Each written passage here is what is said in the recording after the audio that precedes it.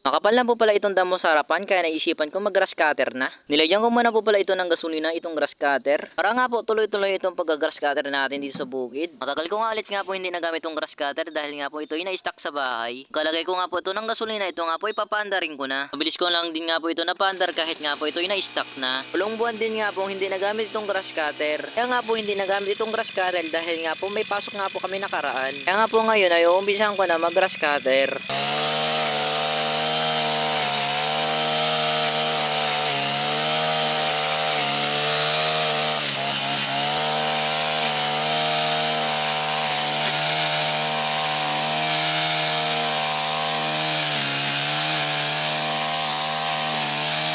Ito nga lang nga po ang aking natapos dahil nga po ako ay magpapastol pa ng baka. Ito nga po yung mga alaga kong baka. 8 nga po silang alaga ko lahat. Nagigib mo na nga po ako ng inumin nilang lahat. Bali 6 na timba nga po yung aking inigib.